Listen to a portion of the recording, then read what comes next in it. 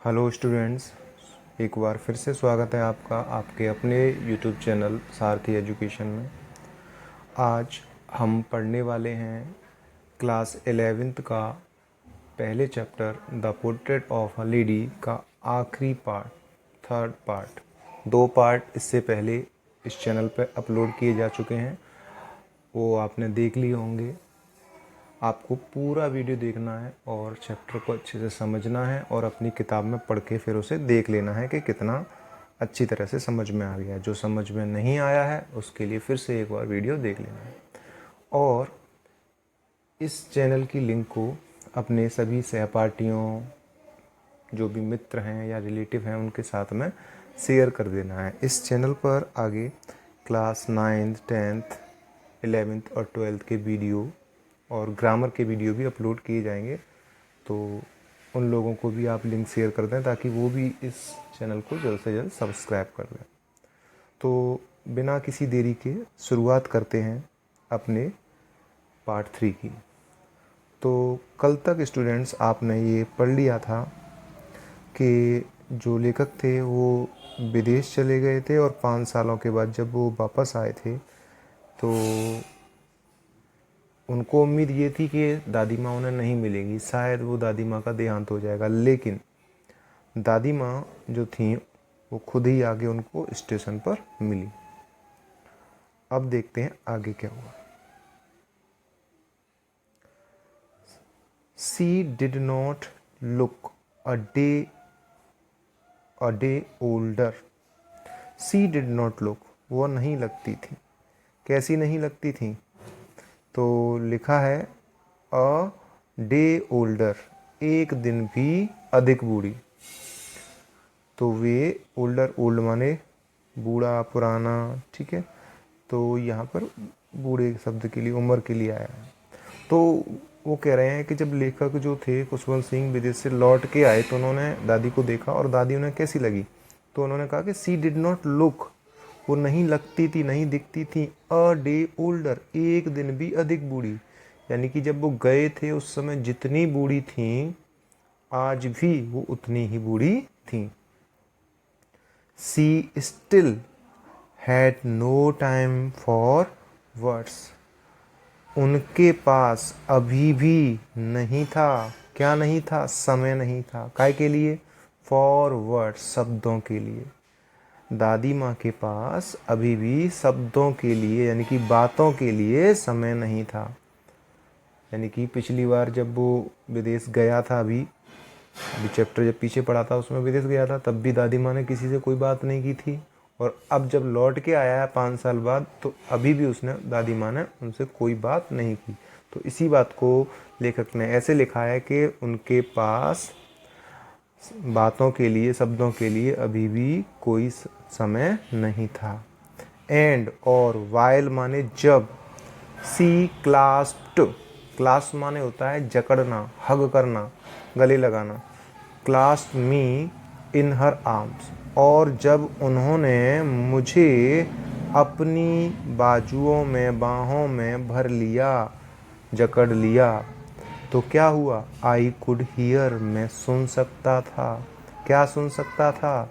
हर reciting हर prayers, मैं उनको सुन सकता था। किनको? दादी माँ को सुन सकता था। क्या करते हुए? अपनी प्रार्थनाओं का जाप करते हुए। फिर से आया रिसाइट शब्द। रिसाइट माने होता है जाप करना, उच्चारण करना किसी चीज़ का। तो लेखक ने कहा कि जब उन्होंने, दादी माँ ने मुझे अपनी बाहों में भर लिया, जकड़ लिया, तो मैं उनको उनकी प्रार्थनाओं का जाप करते हुए सुन सकता था। यानी कि दादी माँ ने जब उनको गले लगाया तो जो लेखक थे उन्होंने सुना कि दादी माँ उस समय भी क्या कर रही थी? अपनी प्रार्थनाओं का जाप कर रही थी। Even on the first day of my arrival, arrival माने होता है आगमन। तो वो कह रहे हैं कि यहाँ तक की, इवन माने यहाँ तक की, ऑन द फर्स्ट डे, पहले दिन, काय के पहले दिन, ऑफ माई अराइवल, मेरे आगमन के, यहाँ तक कि मेरे आगमन के पहले दिन भी क्या हुआ? हर हैप्पीएस्ट मोमेंट्स उनका सबसे सुखद, मोमेंट्स माने पल, क्षण, तो उनके सबसे सुखद क्षण या सुखद पल वर माने थे, किसके साथ, वर हर स्पैरोज, अपनी गौरैयों के साथ, जो चिड़ियाँ थीं छोटी छोटी उनके साथ। तो वो कह रहे हैं कि मेरे आगमन के पहले दिन भी, या यानी यहाँ ऐसे भी कह सकते हैं कि यहाँ तक कि मेरे आगमन के पहले दिन पर भी उनके सबसे सुखद क्षण अपनी चिड़ियों के साथ थे, यानी कि उन्होंने अपना समय चिड़ियों के साथ ही बिताया। हुम माने जिन्हें, ये जिन्हें आया है चिड़ियों के लिए, एडजेक्टिव क्लोज बना रहा है। सी फेड, जिन्हें सी फेड, उन्होंने खिलाया। लॉन्गर माने पहले से ज़्यादा समय तक, यानी कि जिन्हें अब वो क्या करती थी, पहले से ज़्यादा समय तक खिलाती थी। पहले आधा घंटा खिलाती थी और आधा घंटे से अब थोड़ा ज़्यादा समय देने लग गई थी चिड़ियों को, तो जिन्हें वो पहले और भी ज़्यादा खिलाती थी, यानी कि और भी ज़्यादा समय तक खिलाती थी। एंड विद, और कैसे खिलाती थी, विद फ्रिवलस रिव्यूक्स। फ्रिवलस माने होता है तुच्छ, और रिव्यूक्स माने होती है डांट फटकार, और तुच्छ सी डांट फटकार के साथ, यानी कि थोड़ा सा डांट फटकार भी देती थी। किसको, बर्ड्स को, चिड़ियों को।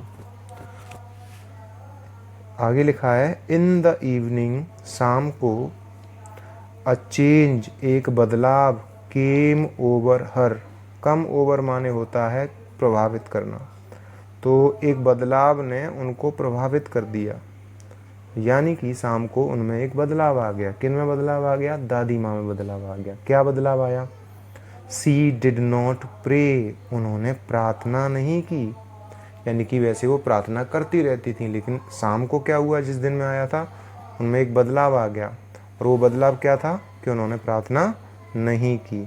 तो क्या किया फिर उन्होंने, सी कलेक्टेड, उन्होंने इकट्ठा कर लिया, किसको, द वीमेन, ये वीमेन लिखा हुआ है, इसको हमें पढ़ना है वीमेन, वुमेन नहीं पढ़ेंगे, क्या पढ़ना है हमें, वीमेन पढ़ना है, वीमेन, विमेन, ठीक है।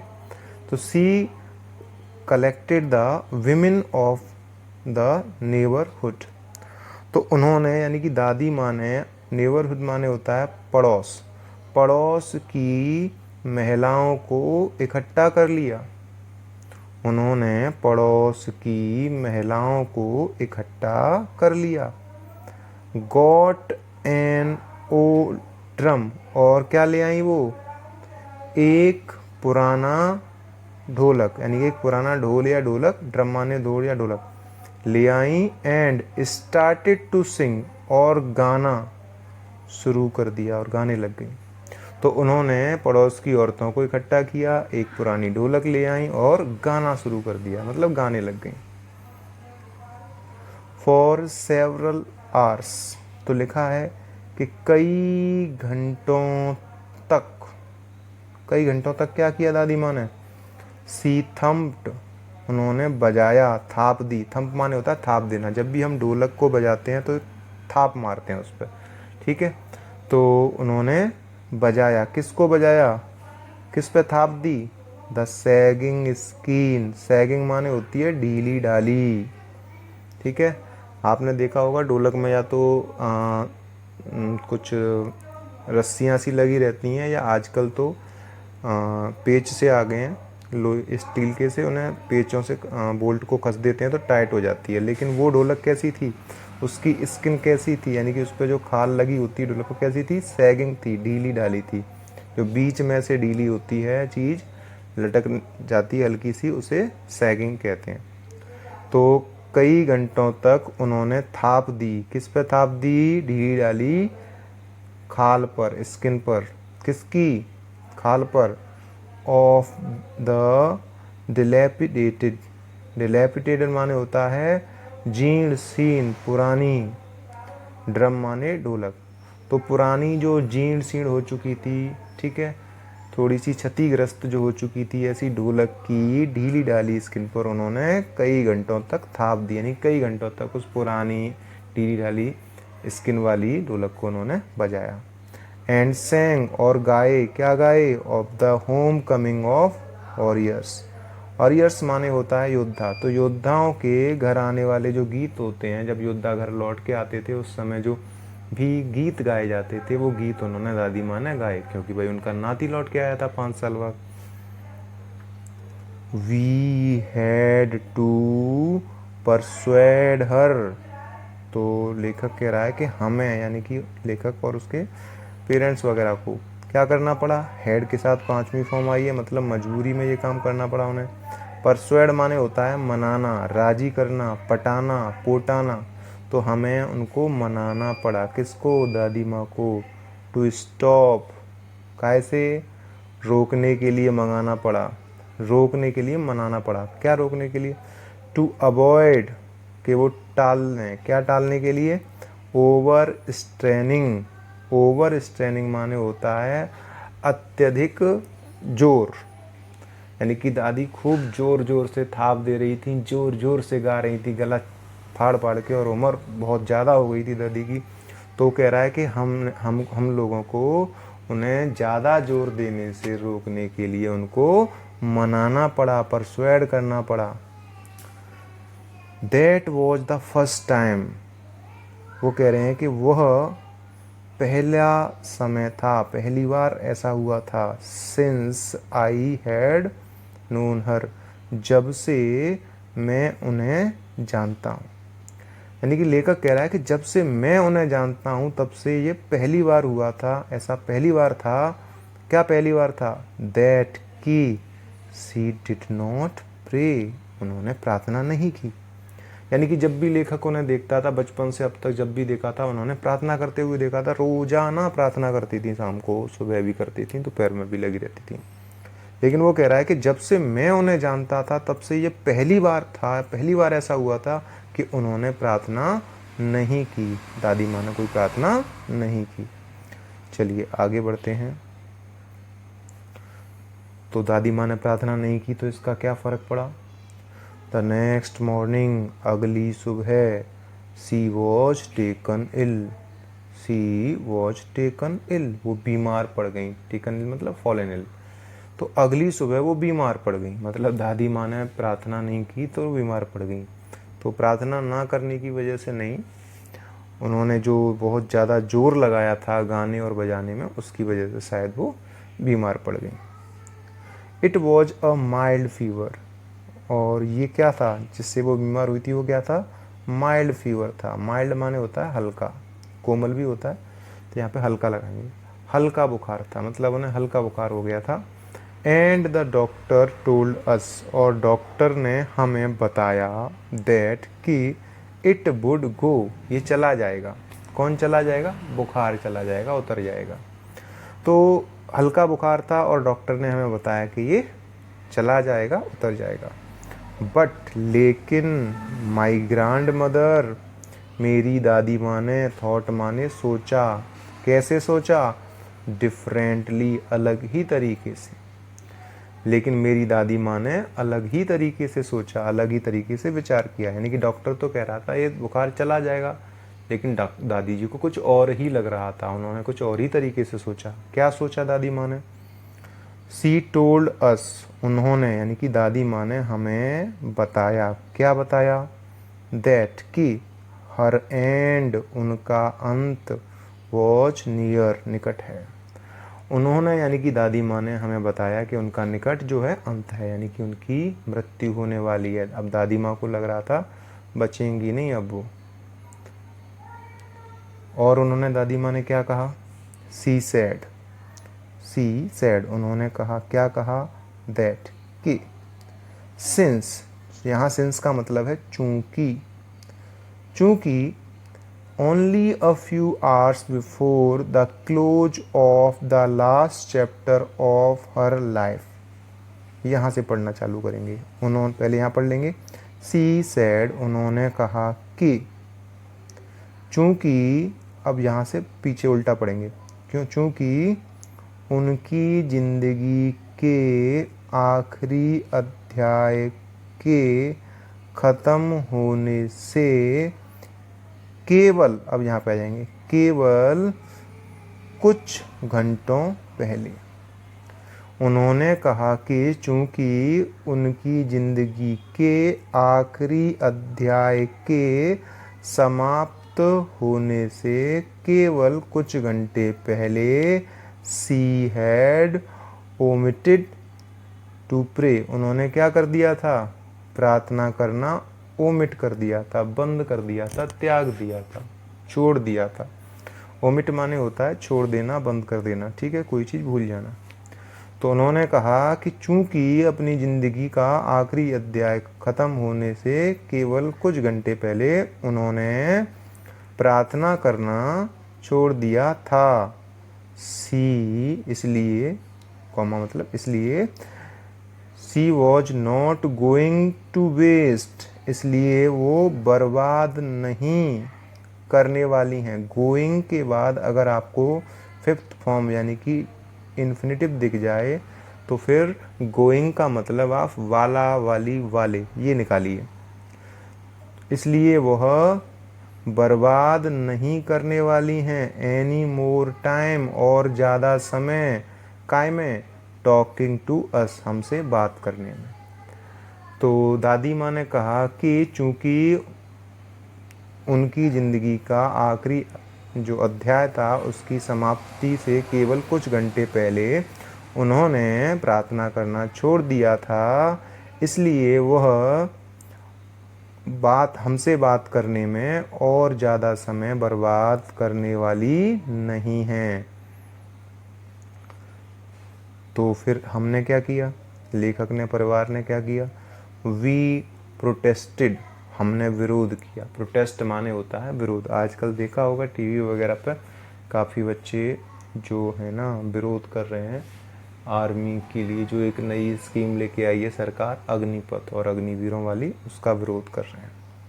तो प्रोटेस्ट माने होता है विरोध करना। तो वी प्रोटेस्टेड, हमने विरोध किया। बट लेकिन सी, उन्होंने यानी कि दादी माँ ने इग्नोर्ड, इग्नोर माने होता है नज़रअंदाज कर देना, ध्यान ना देना। लेकिन उन्होंने हमारे जो प्रोटेस्ट थे, हमारे जो विरोध थे, उनको दरकिनार कर दिया, नज़रअंदाज कर दिया।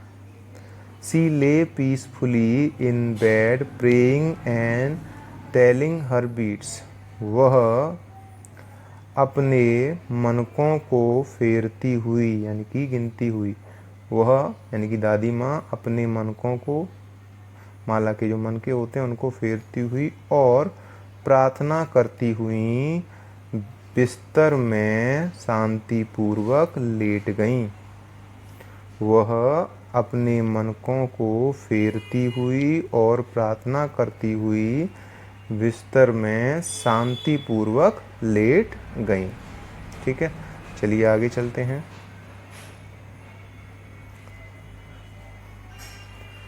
Even before we could suspect, तो लिखा है इवन बिफोर, इससे पहले कि वी कुड सस्पेक्ट, सस्पेक्ट माने होता है संदेह करना, इससे पहले कि हम संदेह कर पाते। हर लिप्स, उनके होठ, स्टॉप्ड मूविंग, उनके होठों ने चलना बंद कर दिया, यानी कि होठ चल रहे थे प्रार्थना में, हिल रहे थे। तो वो कह रहा है इससे पहले कि हम संदेह कर पाते, कोई शक कर पाते, उनके होठों ने चलना बंद कर दिया, यानी कि होठ चलना उनके बंद हो गए। एंड और द रोजरी, रोजरी माने आप जानते हैं प्रार्थना के लिए जो माला इस्तेमाल होती है उसे रोजरी बोलते हैं, जाप वाली माला।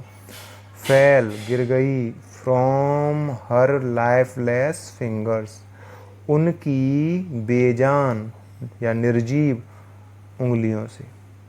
तो लेखक कह रहे हैं कि इससे पहले कि हम कुछ शक कर पाते, उनके होठ हिलना बंद हो गए और उनकी जो माला थी वो उनकी निर्जीव या बेजान उंगलियों से गिर गई, यानी कि दादी माँ का देहांत हो गया। A peaceful pallor spread on her face, एक शांतिमय, शांतिपूर्ण, पैलर माने होता है हल्का पीलापन, स्प्रेड माने फैल गया, कहाँ पर फैल गया, ऑन हर फेस, उनके चेहरे पर। एक शांतिमय हल्का पीलापन उनके चेहरे पर फैल गया। कोई भी मर जाता है तो वो पीला पड़ जाता है। एंड वी न्यू, और हमें पता चल गया, क्या पता चल गया हमें, दैट कि सी वॉज डेड, कि वो डेड हो गई हैं, मृत हो गई हैं। तो कंफर्म हो गया कि वो अब नहीं रही। We lifted her off the bed, हमने उन्हें बेड से उठाया।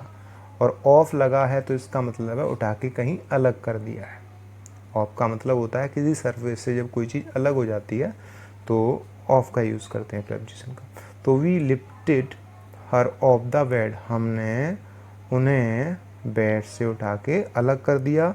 एंड एज इज कस्टमरी, और जैसी कि कस्टमरी थी, कस्टमरी माने होता है प्रथा, रीति रिवाज, जैसा कि रीति रिवाज है, लेड हर, उनको लिटा दिया। कहाँ पर लिटा दिया? ऑन द ग्राउंड, जमीन पर। तो कस्टमरी माने होती है रीति रिवाज या प्रथा या चलन। तो चलन ये है, प्रथा ये है कि जब भी कोई व्यक्ति का देहांत हो जाता है, अगर वो चारपाई पर या बिस्तर पर है तो उसे वहाँ से उठा के ज़मीन पर लिटा देते हैं। तो लेखक के परिवार ने भी वही किया, प्रथा के अनुसार वही किया। और क्या किया? एंड कवर्ड, और ढक दिया, हर माने उनको यानी कि दादी माँ को, काय से? With a red shroud, shroud माने होता है भाई कफन, क्या होता है? कफन। तो कैसे कफन से ढका है? रेड से। नॉर्मली आपने देखा होगा कोई मृत हो जाता है तो अक्सर करके फिल्मों वगैरह में या आसपास भी मरता रहता है तो देखा होगा सफ़ेद कलर के कफन से ढका जाता है। लेकिन यहाँ लेखक के यहाँ शायद रिवाज महिलाओं को चाहे आप सभी को लाल कफन से ढकने का होगा, इसीलिए वो कह रहा है कि हमने उन्हें लाल कफन से ढक दिया। After a few hours of morning, ठीक है। मॉर्निंग माने होता है बिलाप, मॉर्निंग माने क्या होता है? बिलाप। ये सुबह वाली मॉर्निंग नहीं है, ये बिलाप वाली है। तो after a few hours of morning, बिलाप के कुछ घंटों बाद, यानी कि अब ख़त्म हो गई हैं, दादी माँ मर गई हैं तो कुछ रोना धोना भी हुआ होगा। तो उस रोने धोने के कुछ घंटों बाद, वी लेफ्ट हर अलोन, हमने उन्हें यानी कि दादी माँ को, यानी कि दादी माँ की डेड बॉडी को अकेला छोड़ दिया। क्यों छोड़ दिया? टू मेक अरेंजमेंट्स, व्यवस्था करने के लिए। काय की? फॉर हर फ्यूनरल, उनके फ्यूनरल की। फ्यूनरल माने होता है अंतिम संस्कार, जिसको अंत्येष्टि भी कह देते हैं संस्कृत में। तो हमने उनकी अंत्येष्टि यानी कि अंतिम संस्कार की व्यवस्था करने के लिए उनको यानी कि उनकी डेड बॉडी को अकेला छोड़ दिया, लेफ्ट कर दिया। फिर क्या हुआ? इन द इवनिंग, शाम को, we went to her room with a crude stretcher to take her to be cremated. तो शाम को हम गए, वी वेंट माने हम गए, कहाँ गए? टू हर रूम, उनके कमरे में गए। काय के साथ गए? तो लिखा है कि विद अ क्रूड स्ट्रेचर। तो क्रूड स्ट्रेचर का मतलब है, अब क्रूड माने तो वैसे कच्चा होता है, ठीक है, और स्ट्रेचर तुम्हें पता है, एक स्ट्रेचर जो देखा होगा टीवी वगैरह में मरीजों को ले जाने के लिए यूज होता है। लेकिन यहाँ पर पूरे इसका क्रूड स्ट्रेचर, इसका मतलब है अर्थी। अर्थी भी तो एक स्ट्रेचर होता है जो कच्चा होता है, लोहे फोहे का बना नहीं होता, उसमें वो कच्ची चीज़ें वो यूज होती हैं, लकड़ी या बांस वगैरह, ठीक है। तो वो कह रहे हैं शाम को हम उनके कमरे में अर्थी के साथ गए। क्यों गए भाई अर्थी के साथ? टू टेक हर, उनको लेने के लिए। क्यों क्यों ले जाना है उनको? तो लिखा है टू बी क्रीमेटेड, उन क्रीमेटेड, क्रीमेट माने होता है किसी का दाह संस्कार करना। दाह संस्कार का मतलब होता है जलाना, ठीक है, आग के हवाले, अग्नि के उसे सौंप दिया जाता है तो उसे क्रीमेटेड कहते हैं। तो वो कह रहे हैं कि शाम को हम उनको उनके अंतिम संस्कार के लिए, उनको लेने के लिए अर्थी के साथ उनके कमरे में वेंट माने गए। अब यहाँ पे ये देखना है कि टू बी क्रीमेटेड आया है, यानी कि दादी को कोई संस्कार नहीं करना था, दादी का ही अंतिम संस्कार किया जाना था। ये जो हर है ना, ये कुछ नहीं करेंगी, इन्हीं का किया जाना है, इसीलिए ये पैसे में लिखा हुआ है। इन्फिनेटिव का पैसिव ऐसे ही बनता है, ठीक है। द सन वॉज सेटिंग, जो अब सूरज के बारे में लिखा है, सूरज क्या कर रहा था, डूब रहा था, सूरज अस्त हो रहा था। एंड और, हैड लिट और उसने क्या किया था, लिट कर दिया था, प्रकाशित कर दिया था। लाइट माने प्रकाशित करना या जलाना, तो किसको प्रकाशित कर दिया था, हर रूम एंड वरेंडा, उनके कमरे को और बरामदे को काय से प्रकाशित कर दिया था, विद अ विलेज, एक चमक से, काय की चमक से, ऑफ गोल्डन लाइट, सुनहरी प्रकाश की। सूरज अस्त हो रहा था और उसने सुनहरे प्रकाश की एक चमक से उनके कमरे और बरामदे को हैड लिट, प्रकाशित कर दिया था। यानी कि सूरज की चमक से, सुनहरी चमक शाम के समय सुनहरा सा लगता है, तो उससे पूरे उनके जो कमरा था और उनका जो बरामदा था उसको प्रकाशित कर दिया था। वहाँ पे सुनहरा का रंग का जो प्रकाश था छा गया था। वी स्टॉप्ड, हम रुक गए, हाफ वे, आधे रास्ते पर ही रुक गए, इन द कोर्ट यार्ड, किसके आधे रास्ते पर, आंगन के, हम आंगन में आधे रास्ते में ही रुक गए। यानी कि जो भी लोग अर्थी वगैरह लेके जा रहे थे उनके कमरे की ओर, वो आंगन में आधे रास्ते में ही रुक गए।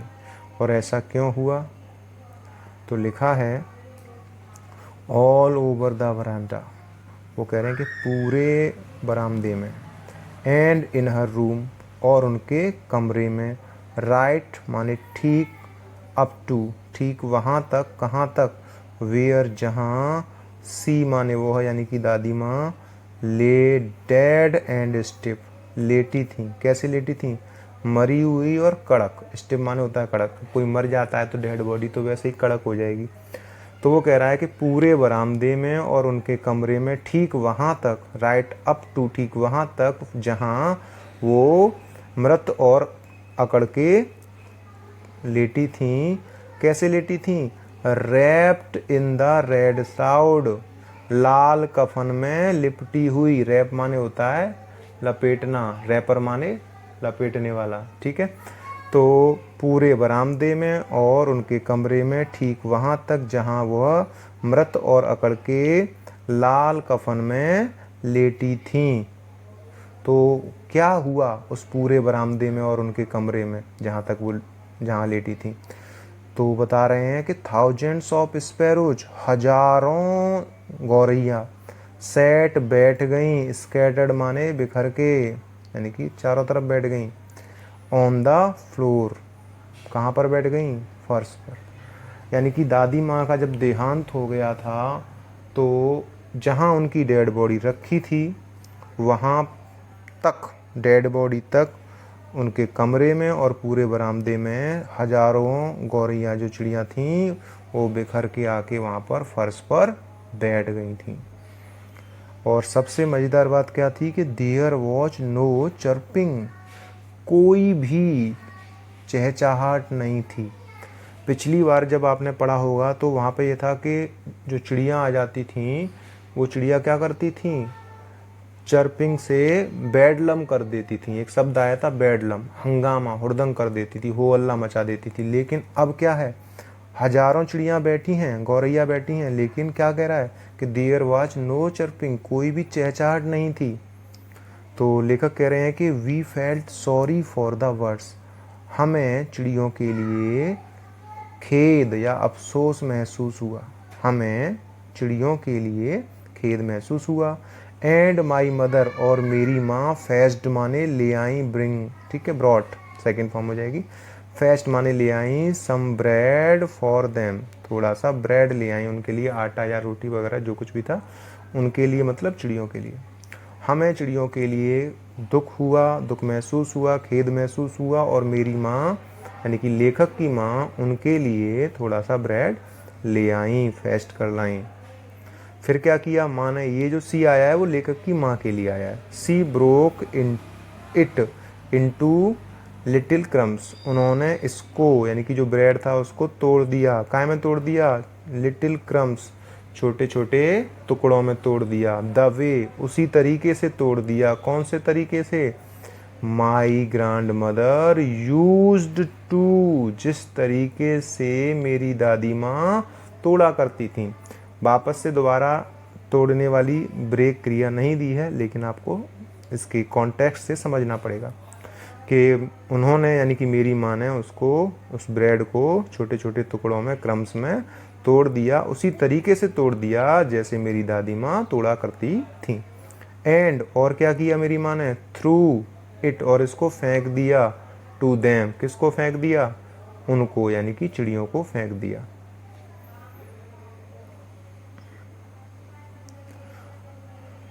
आगे लिखा है the sparrows took no notice, sparrows ने, गौरैयों ने, उन चिड़ियों ने, टुक नो नोटिस, कोई भी ध्यान नहीं दिया, बिल्कुल भी ध्यान नहीं दिया, ऑफ द ब्रेड, ठीक है, ब्रेड का, यानी कि ब्रेड का कोई नोटिस ही नहीं लिया, ब्रेड पर कोई ध्यान ही नहीं दिया, पड़ी रही वो रोटी के टुकड़े जो भी उन्होंने डाले थे वो पड़े रहे, उन पर चिड़ियों ने कोई ध्यान नहीं दिया। When we carried my grandmother's corpse of, जब हम कैरिड ऑफ कर गए मतलब ले गए, किसको ले गए, my grandmother corpse, corpse माने होती है डेड बॉडी, लाश, जब हम मेरी दादी माँ की लाश को ले गए, ऑफ मतलब वहाँ से अलग ले गए, जहाँ पर रखी थी वहाँ से अलग ले गए। दे फ्लू अवे क्वाइटली, वे शांतिपूर्वक वहाँ से उड़ गई, यानी कि जब हम अपनी दादी माँ को वहाँ से उठा के ले गए, दादी माँ की लाश को, तो वो जो चिड़िया थी, दे आया है यहाँ पर चिड़ियों के लिए, गौरैयों के लिए, तो वे भी शांतिपूर्वक वहाँ से उड़ गई।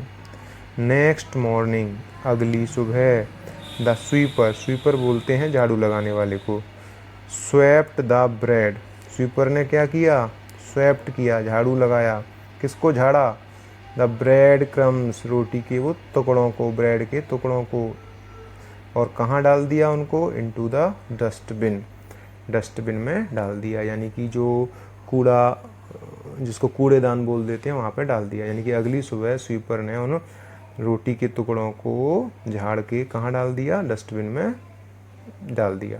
यानी कि इसका मतलब है चिड़ियों ने, किसी भी चिड़िया ने, स्पैरो ने एक भी किनका नहीं खाया। क्रम्स माने किनका बोल देते हैं, हमारे यहाँ कनागत आते हैं तो हम भी ऐसे ही छोटे छोटे टुकड़े करके कौओं को खिलाते हैं, तो उसे किनका बोल देते हैं। तो एक भी किनका नहीं खाया, मतलब उनको भी दादी माँ की मृत्यु का बहुत ही ज़्यादा दुख था, चिड़ियों को भी। और इस तरह से ये आज आपका तीसरा पार्ट भी ख़त्म हो जाता है।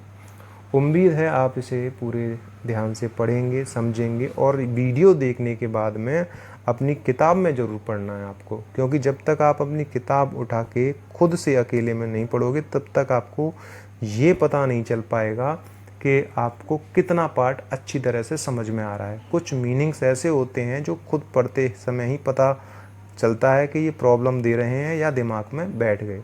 तो इसलिए खुद ज़रूर पढ़ लेना। अगर आपको वीडियो अच्छे लग रहे हो तो इनको लाइक करें, अपने दोस्तों के साथ शेयर करें, और जिन्होंने अभी तक चैनल को सब्सक्राइब नहीं किया है वो सब्सक्राइब कर लें और अपने दोस्तों से भी सब्सक्राइब करने को कहें। धन्यवाद।